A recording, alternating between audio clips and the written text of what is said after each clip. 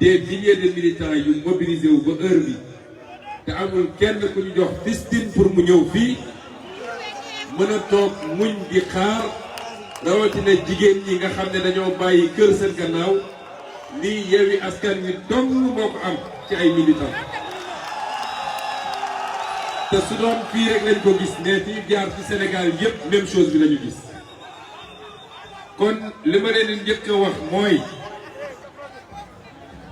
jàpp nañ te gis nañ lañ leen bëgg a wax mooy vous avez très bien travaillé durant ces 11 jours yi ñu weesu kenn ku ne ci yéen xar na tànk tubéyam xaarul coalition bi jox ko dërëm dugg na ci dëkk bi dem na dajeeg sénégalais yi waxtaan ak ñoom coono bu ngeen dajul amut kon gàcce gàllaama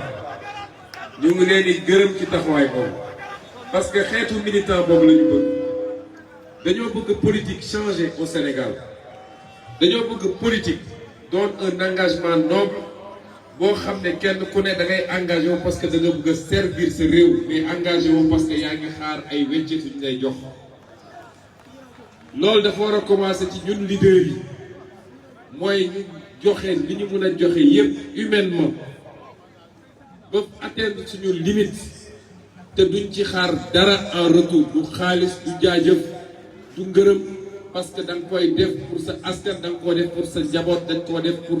la postérité mais jiit yu baax mënuñu dara suñu amul derrière eux une population boo xam ne am na lu mu gëm te yéen ñii am na lu ngeen gëm kon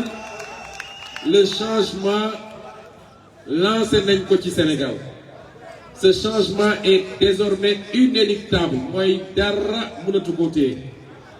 lii ngeen di gis nii ay lappi-lappi rek la parce que am kuy boo koy rendi foo jaar moo caxu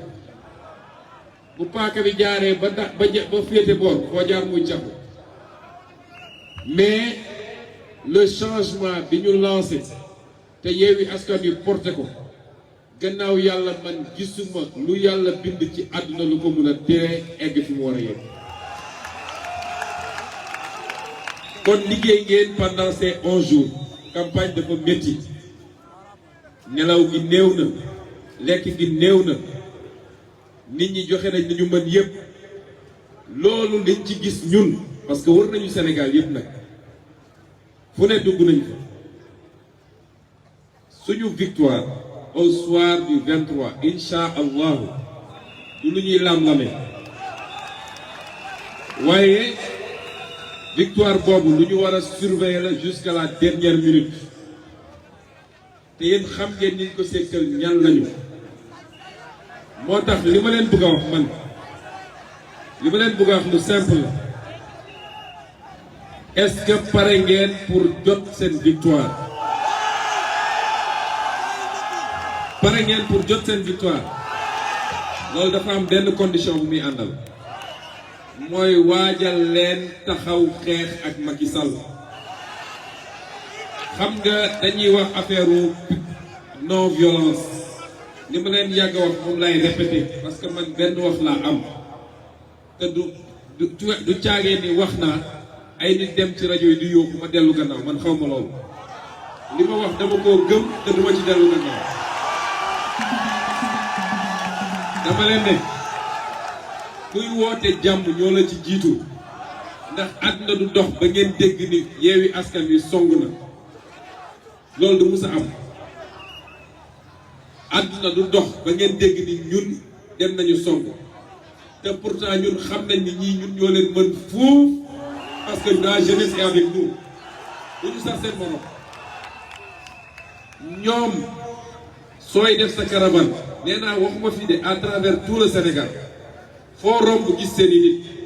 waaye booy romb ci caravane seen nit ñooy fàq ñëw di la tàccu parce que 2002 bi ñuy joxe moo tax nit ñi di dem foofu kon su dee jaay violence rek ñoom xam nañ ni mënuñ ñu waaye àdduna du dox ba ñu njëkk a song li ma leen waxoon keroog nag ci meeting d'investiture Barthélémy Dias bi fële laay waxaat man du ma wax kenn demal toog di xoole ñu lay duma ku leen dóor fayu leen parce que loolu moo koy réglé gis nga charte de la non violence xam nga mooy lan mooy ñu dem ba ni ñu tuddee équilibre de la terreur liy régler problème bi mooy ñu dem ba Macky Sall xam ni su dóoree ñu fayu loolu rek moo koy réglé waaye ay signé fii ay nangam loolu réglé wul problème bi kon pare leen pour sécuriser les résultats de votre victoire, de votre vote. Parce que li ñu daj yi yëpp ci fan yi li ñu daj balaa fan yi ci investiture yi mënuñoo nangu ñëw ba ci cappaandaw ba ñu war a ne nag wiiw am na ñu ne li ëpp ci mairie yi am solo yi Yewwi Askan Wi gagné na ko mu commencé nag ci Ndakaaru gii ndax mooy la maire des mairies ñu war a seetaan nag ba ñu ne Macky Sall foqati na suñu victoire loolu kon ñun ñàkk nañu fulla ñàkk nañu fayda est-ce que ñàkk ngeen fulla kon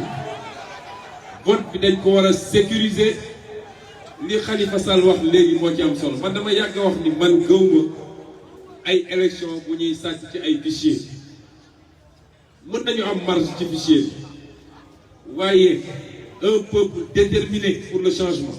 dara mënu ko téye changement faw mu am bureau de vote yi ñun ñooy nekk ci biir yéen ñi yéenay nekk ci biir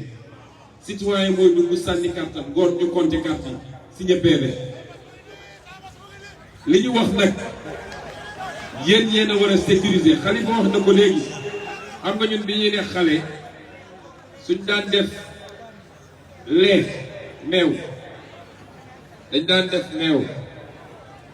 waaye dañ doon wax ni dañuy cotiser pour jënd des pots de lait lañ daan wax nag mooy suñu cotiser ba noppi mu am ñu bañ a cotiser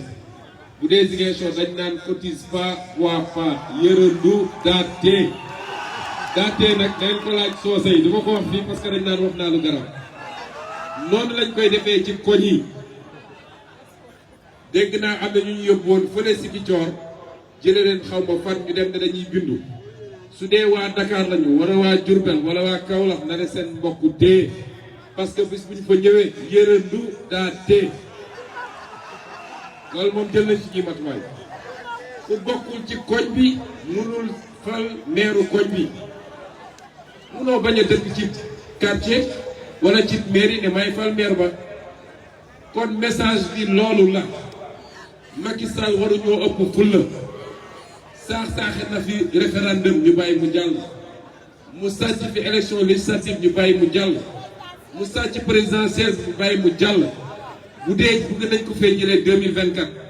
bu ñu sàggan ba mu sàcc élection 2022 loolu moom mooy premier message bi ñaareel bi nag ngeen may ma leeral lu ndaw ndax ñun dañ koo seet ak ñoo xam ne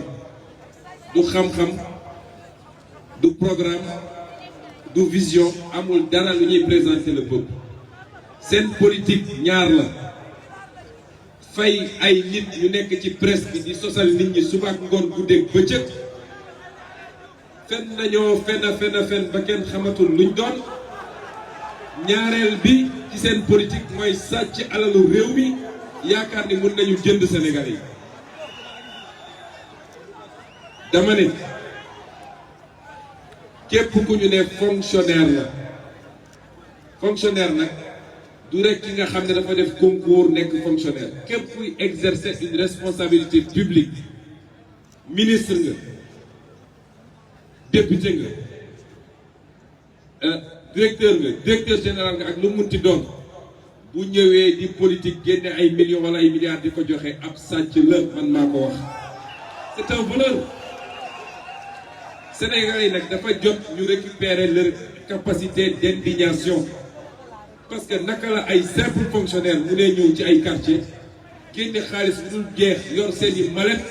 naan dañ koy distribuer nit ñi Sénégalais yi loolu daf leen war a ils doivent se poser des questions xaalis boobu waroon créer des emplois pour vous les autres xaalis boobu waroon tabax les hôpitaux waroon éclairer espace bi ñu nekk xaalis boobu waroon régler problème ndox mi moom la ñuy sàcc naan dañ koy politiquer ba pare ne kenn du ko wax nag bu soobee yàlla dinañ ko wax dinañ ko waxaat c'est des voleurs man maa ko wax te nag li gën a garaaw mooy seen baay Macky Sall moo leen naan sàcc leen ndax moo leen naan je vous ai nommé à des postes pour ngeen dem gañal ma loolu mooy sàccal xaalis bi. kon sénégalais yi dañ leen ñaan na ngeen yeewu parce que nee ngeen dañ leen yeewi ki ngay yeewi nag mooy ki d'accord ni moom dafa war a yeewi dafa war a yeewu pour yeewi ko. nit ñi ñëw à la veille des élections yor xaalis di leen ko jox ñooñu ñooy seen noonu ñooñu ñoo leen teg coono yi ngeen di dund ñooñu ñoo tax mënu leen génn ci situation yi ngeen di dund. kon sénégalais yi la ñuy lancer appel ñooñu bu ngeen leen tànnee tànn ngeen ay sàcc bu ngeen leen bàyyee bàyyi ngeen ay sàcc balaa may dee nag ñun nga xam ne ci yéen lañu yaakaar woote ne képp ku ñu bëgg na joxe téeméeram ñu naan ay financement occulte ba naan dañuy tas coalition bi ñu ngi leen di xaar xam naa ni Antoine Diome moom dafa rek dafa naa dafa rek kon lii lañ ci góorgóorlu changement bi ñu bëgg 2024 ça commence le 23 janvier 2022 à 18h. À 18h war nañu commencer compter fu ñu lim ne Yewwi Askan Wi gagné na commune boobu kon loolu mooy le challenge te liggéey ngeen du leen ko may li ci des mooy ngeen am fulla am fayda ba Macky Sall bu mu ko foqati suñu loxo. ma daaneel nag sama wax ci nii ñu ngi jéggalu ñëpp parce que ñëpp bëggoon nañu ñu dem seen commune Déthié wax na ko léegi waaye def nañu tout ce qui était humainement possible daw nañoo daw fu ne dugg nañu fa la ñu mënoon def nañ ko kon ku ñu jaarul sa commune rek na nga comprendre ni dañ ko mënul moo tax defuñu ko parce que ñun ñoo gën a bëgg a gañe képp ku bëgg a gañe fii ci Sénégal waaye ay nit kese lañu 14 jours de campagne dafa gàtt il y a 552 communes kon nañu nit ñi comprendre te xam ni li ci ëpp solo mooy ku ci candidat Yewwi Askan Wi sénégalais yi xam nañ ba pare luy Yewwi Askan Wi te am nañu yaakaar ci Yewwi Askan Wi loolu moo ci ëpp ci solo kon ñu ngi leen di gërëm di leen sant di leen wax nag ni fii nii xam ngeen li tax ñu tànn Barthélémy Dias wax naa ko keroog Barthélémy Dias dañ koo tànn parce que xam nañ ni gor la xam nañ ni gor la te gor moom la yor mairie Dakar xam nañ ni gor la du ñu teg mairie Dakar ci loxoom mu dellu di ko tayle Macky Sall parce que Macky Sall mairie Dakar boo ko teree nelaw waaye bu soobee yàlla dina fi nekk ba jóge te dégg wiiw mairie Dakar loolu moom du fi amee bu soobee yàlla loolu tax ñu tànn mais di commune yi ñu tànn yëpp ci Sénégal et particulièrement comme ñi ngi fii Dakar commune Dakar yëpp ñi ñu tànn dañ leen tànn par rapport à des profils